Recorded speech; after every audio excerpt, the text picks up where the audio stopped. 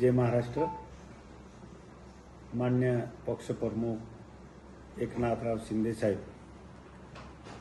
याच्या मार्गदर्शनाखाली धडगाव अक्कलकुवा मतदार क्षेत्रामध्ये जे मागे जल जीवन मिशनमध्ये जे योजना मंजूर केली होती आणि त्या योजनामध्ये जेव्हा 10 लाखाची योजना केली पण ते 200 फूटपेक्षा जास्ती नाही असल्या कारणाने माझ्या या मतदारसंघामध्ये अक्कलकुवा अक्राणी मतदारसंघामध्ये ते योजनाचा पाणी देऊ शकत नाही आणि म्हणून आम्ही दुसरी योजना प्रस्तावित केली। ते योजना ताबडतोब कॅन्सल करा आणि योजना कॅन्सल करून दुसरी योजना आपण घ्यावे असं या राज्याचे मंत्री गुलाबराव पाटील साहेब त्यांच्याकडे आम्ही एक पत्र व्यवहार केली असताना आम्हाला आमच्या मतदारसंघामध्ये जो नर्मदा आहे आणि त्याचा पाणी अफाटून आहे ना आतापर्यंत आम्हाला पाणी नर्मदाचा काही फायदा नाही आणि म्हणून आम्ही त्याच्यावर मागणी केली असताना महाराष्ट्र सरकारने आम्हाला खास करून जे आज जे योजना तरतूद केली आहे आणि त्याची मान्यता भेटली आहे ते 935 कोटी एवढी मान्यता भेटली आहे। त्याच्यात या अतिदुर्गम भागामध्ये धडगाव अक्कलकुवा असेल त्या भागामध्ये अक्कलकुवामध्ये 44 गाव आणि अक्राणीमध्ये 66 गाव हे त्या गावाच्या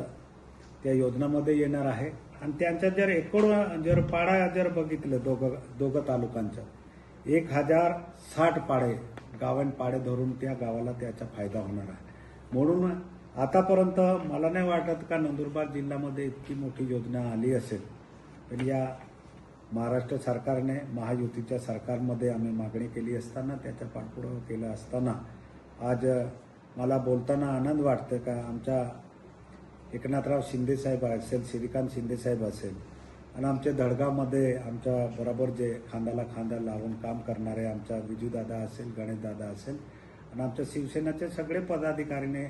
मागणी केली का साहेब आपल्या भागात जर तुम्ही हे मागणी केली तर या भागाचा पाणी कायमसाठी तो प्रश्न मिटू शकतो। म्हणून हे योजना कशी होणार आहे का हे योजना सौर ऊर्जाच्या सगळं आपण त्याच्यावर पहिल्यांदा तयार करून तिथे रस्ते सुद्धा होणार आहे, सौर ऊर्जा पहिल्यांदा लागणार आणि उच्च शिखरावर त्याचा बांधकाम करून आणि ते पाणी धडगावची वेगळी आणि अक्कलकुवाची वेगळी ते योजना तयार करून 2056 पर्यंत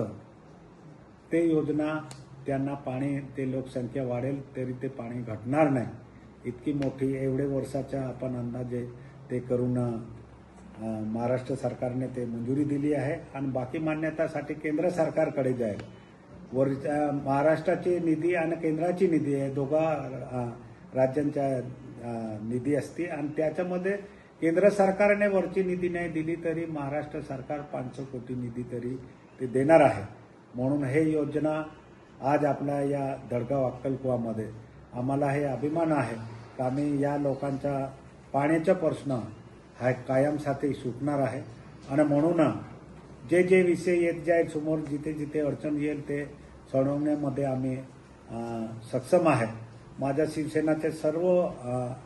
पदाधिकारीने याच्यात सांगले की दादा हे योजना झाली तर आमच्याकडे पाणी भेटेल आणि त्याच्यामध्ये खास करून महाराष्ट्र सरकारचं मी अभिनंदन करेल आणि त्याच्यामध्ये खास करून आमचा मुख्य नेता एकनाथराव शिंदे साहेब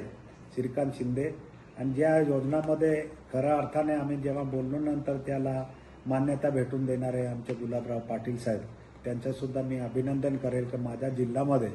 माझ्या मतदारसंघामध्ये इतकी मोठी योजना ही चांगली योजना आहे आणि याच्याने आमच्या अतिदुर्गम भागामधले जो पाण्याचे प्रश्न आहे जरी एवढे वर्ष लेट का नाही असेल पण तरी या लोकांना आम्ही पाणी देऊ शकू तर टेम जरी लागेल पण इतकी मोठी चांगली योजना करून दिली आहे। म्हणून मी पुन्हा माझ्या महायुती सरकारचं मी अभिनंदन करतो